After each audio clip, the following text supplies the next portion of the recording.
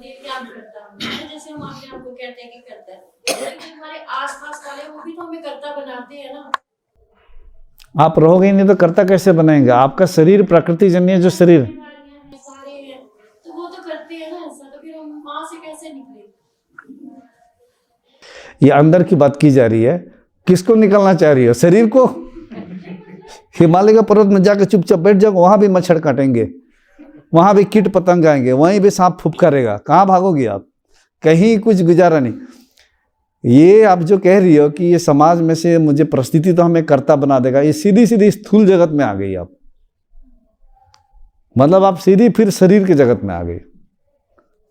अभी तो मैंने कहा कि शरीर बैठ भी नहीं सकता है, ये तो नाचेगा, गाएगा, झूमेगा, क्योंकि धारा में है, प्रवाह में है। किसी का शरीर बिना कर्म किए हुए नहीं बैठ सकता है। कोई ब्रह्मबोध भी कर ले तो भी शरीर तो प्रकृति जन्य है, वो तो अपना नाचेगा, गाएगा, लिखेगा, झूमेगा, ये तो करते रहेगा। कुछ ऐसा है जो कि इसी क्षण वो गंगा में भी है, सब में भी अखंड एक सत्ता है, उसमें स्थित हो जाओ तो प्रकृति और पुरुष जो सांख्य दर्शन में कहा जाता है कि आप पुरुष तत्व में आ गए, प्रकृति अपना चल रही है। और ये पूरी तरह से जब घटित होता है तो ये दृश्यमान जो जगत है ये भी विलुप्त हो जाता है, आपके अंदर विलुप्त हो जाता है। क्योंकि आप जो भी कर्म करोगे, किसी भी कर्म का आपके अंदर उसका छाप नहीं पड़ेगा, उसका रंग नहीं पड़ेगा। क्यों? क्योंकि चित्त है ही नहीं, और चित्त ही तो हमारे पंच इंद्रियों के द्वारा जब हम देखते हैं विषय वस्तु को तो उसका रंग हमारे चित्त पे रंग जाता है। अब चित्त है ही नहीं तो कहाँ रंगेगा वो रंगेगा ही नहीं। इसीलिए मतलब आपसे लड़ाई झगड़ा हो गया जी, लड़ाई झगड़ा जहाँ हुआ वो वहीं है। अब उसको ढो के मैं तो नहीं ला सकता हूँ, चित्त है ही नहीं, कि ढोने वाला है ही नहीं, ढोने वाला को हमने विकृत कर दिया है, वो वहीं है।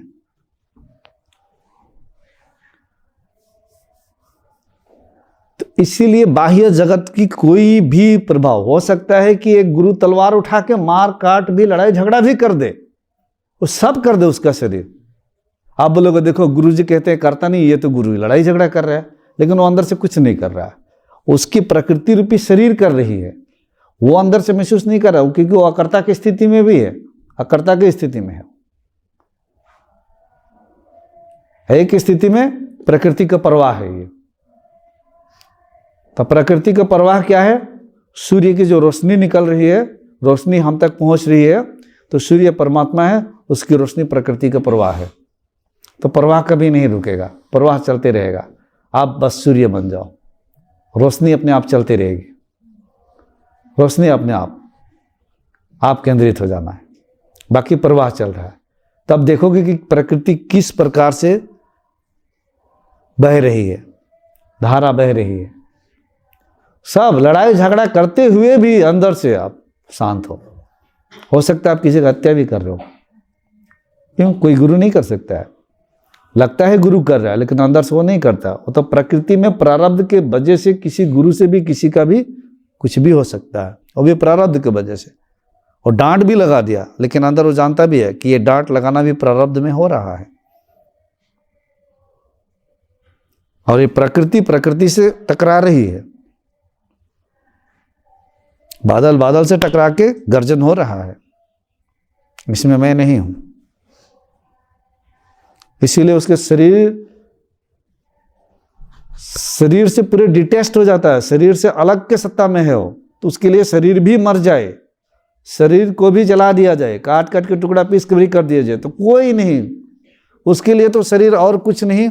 जैसे कि रास्ते में चलते हैं 50 किलो 100 किलो का वजन लेके गठरी बांधकर चलते हैं, उसके लिए उसका शरीर एक गठरी होता है, जो कि संसार के लिए कोई प्रारब्ध बस उसका रहता है, बस एक गठरी है ऊपर। वो तुरंत उसका प्रारब्ध कुछ बचे खुचे खत्म होंगे, समय आएगा, then he will think that now it's time to drop the body, because the body is nothing just like the 50 kilo weight putting on your head and walking. And as long as you have the body is the nature. It is made of the 5 elements of the nature. ये तो नश्वर है। तो ये शरीर बीमार भी पड़ेगी, किसी की भी शरीर बीमार पड़ेगी, किसी भी गुरु का भी शरीर बीमार पड़ेगा। बुखार हो सकता है, सर्दी हो सकता है, कैंसर हो सकता है, मर सकता है, कुछ भी हो सकता है। आप बोलोगे देखो गुरु बीमार हो गया, देखो वो ठंड लग गई। अब तो रमन महर्षि के तो कैंसर होकर मर गए, महावीर के तो कैंसर होकर मर गए। आप बोलोगे अगर गुरु है तो उसका बीमारी ऐसे चुटकी में क्यों खत्म नहीं कर दिया? हम नहीं जाएंगे, तो यह अज्ञानता है। क्योंकि ये प्रकृति है और प्रकृति हमेशा परिवर्तित हो रही है। प्रत्येक क्षण हर चीज प्रकृति में बदल रहा है, क्योंकि बदलाव ही प्रकृति का सत्य है। बदल जाएगा, हम सबका शरीर बदल जाएगा, सब कुछ बदल जाएगा। अगर आप लोग बोल रहे हम करता है, अरे आप मान लो आप करता है तो आप अपने शरीर को रोक के रखिए, बूढ़े मत होने दीजिए, दाढ़ी बाल पकने मत दीजिए, क्योंकि करता है ना। अरे करता का तो बहुत पावर होता है, फिर रोक दीजिए शरीर को, ये सब होने मत दीजिए। आप जिम भी करते हैं, पतले होते हैं, उसके पीछे भी प्रकृति रूपी एक प्रेरणा और एक शक्ति होती है। उस प्रकार के आयाम से कनेक्ट होते हैं तो प्रेरणा और शक्ति आकर प्रवाहित होकर प्रारब्ध बस उस प्रकार से हो रही है। ये जब सूक्ष्म चीज़ों को समझना आपके पास वो दृष्टि आ जाएगी, तब देखेंगे कि अरे ये पूरी प्रकृति की प्रपंच जो है ये अपने आप में झूम रही है, नाच रही है, कर रही है।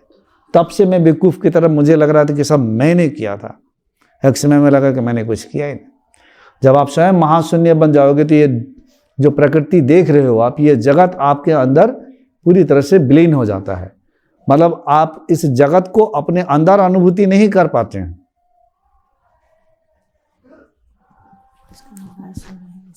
यहीं पे फिर लगता है ये कैसा है, इधर आंखें देख रही है, अंदर तो मैं जगत को अनुभूति नहीं कर रहा हूं।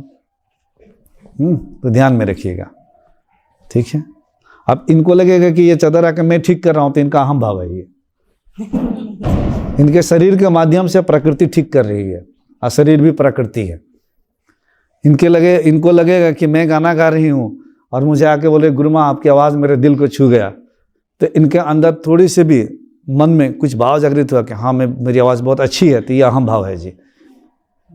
गाना गाने वाला कोई अलग गंधर्व की स्पिरिट है, गंधर्व फैकल्टी है जो कि गा रही है। मैं गा रही हूँ, मेरे लिए ताली बज रही है, तो कौन है? वो अहम भाव है। करने वाला, गाना गाने वाला कोई डायमेंशन खुला है जो कि इसी प्रकृति की म्यूजिकल आयाम से कोई स्पिरिट, कोई भी इस इंस्ट्रूमेंट के जरिए अपना नृत्य कर रहा है, कोई स्पिरिट अपना नाच कर रहा है, उसमें बोल रहे कि ये मैं कर रहा हूँ। यही दुख का कारण है।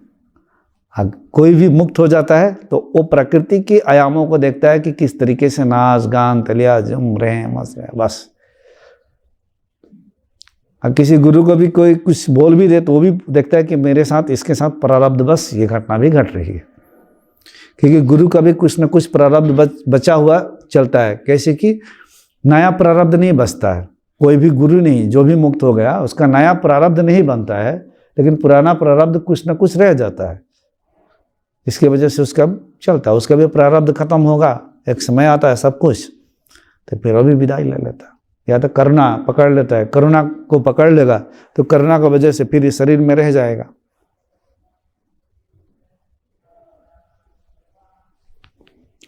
देखिए वो आपके सामने व्यक्ति जो बैठे हैं, ये इन्होंने आया और मुझे कहा, हम दोनों को प्रणाम किए, कहा कि हम कामाख्या मंदिर में ही थे, वहाँ से बहुत साधना चल रही है, यहाँ या यहाँ, बड़े दिल से गुरु जी मुझे मुक्त कर दो। फिर बैठे, जबकि कुंडलिनी शक्ति पहले से जागृत थी। ध्यान में गए, 2 बार गया, ध्यान किया, तब से देखा कि अब संभला नहीं गया शरीर, तो बुला के कहा इनको लेटा दो। आप लोग दौड़ के भी आ गया, तब भी कुछ मैंने कहा जाओ दौड़ो आओ करो, अभी भी पड़ेगी। आप बोलोगे गुरु जी मुझे भी कर दो। इतना कमाई किया है क्या तुमने? और गुरु कुछ किया भी नहीं, ये संयोग से हो जाता, अपने आप प्रकृति कर रही है।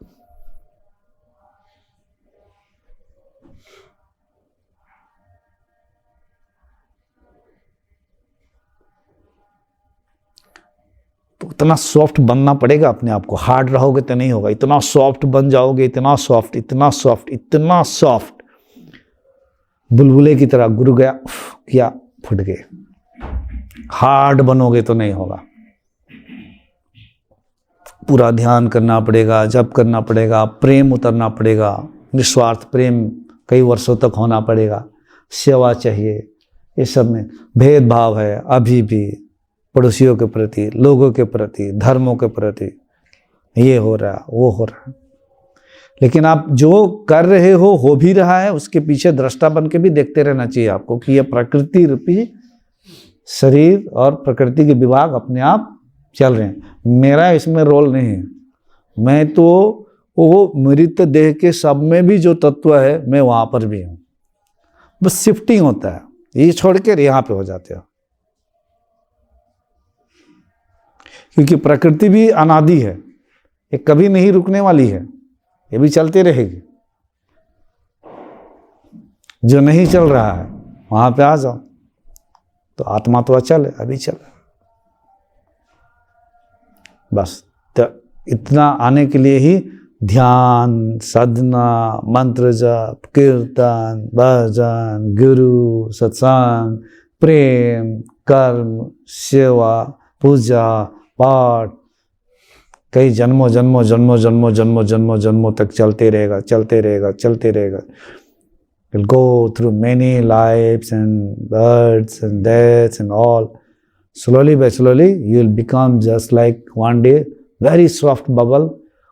Someone will come, he'll do, and you'll be blasted.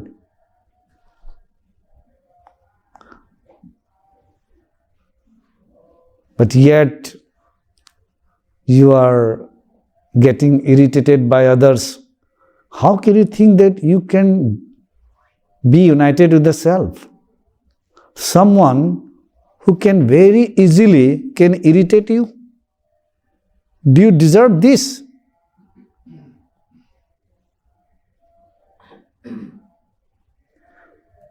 आप खुद सोच के देखो, कोई छोटी मोटी घटनाएं आपको इरिटेट कर देगी, गुस्सा दिला देगी। आप में वो दैविक शक्ति या दैव्य संपन्न गुण आए ही नहीं, स्टेबिलिटी आई नहीं, क्षमा भाव आया नहीं, क्षमा करने की शक्ति नहीं आई, स्वीकार करने की शक्ति नहीं आई। तो ये सब दैव्य फैकल्टीज आपके अंदर आ जाएंगे, तब योग बनती है, धीरे धीरे चलते हैं। तो मैं तो हाथ जोड़ के सभी को प्रणाम करता हूँ कि आप लोग जितने भी यहाँ पे इनिशिएशन की गई है, तो बहुत सारे लोगों को तो कुछ पता नहीं चला, और मैक्सिमम लोगों ने यहाँ पे अनुभूति भी कर चुके हैं। और रुकना नहीं, आगे बढ़ते रहना। समस्याएं जिंदगी में आएगी, कर्ता भाव तब तक महसूस होगा जब तक आसक्ति रहेगी, ये आ ही जाएगा। तो मेरी वाणी याद करना कि गुरुजी ने क्या कहा था, कोई आसक्ति है इसीलिए मुझे गुस्सा आ गया, कोई आसक्ति है इसीलिए मेरे अंदर डर आ गया, कोई आसक्ति है इसीलिए माइंड इरिटेट हो गया, कोई आसक्ति है इसीलिए मुझे किसी ने प्रभावित कर दिया। आज जिसकी कोई आसक्ति और वासना इच्छा ही नहीं है, उसको कौन हरा सकता है? आप मुझे बताओ, कोई हरा सकता है? आप कुछ प्राप्त ही नहीं करना चाहते हो, आपको कौन हरा सकता है इस दुनिया में? आप मुझे बताओ, who can defeat you? When you don't want to achieve anything, then who can defeat you? Please tell me. Who can disturb you? No one can disturb you. If you can understand this thin line, then also you'll come into the place where there is no sense of doerness.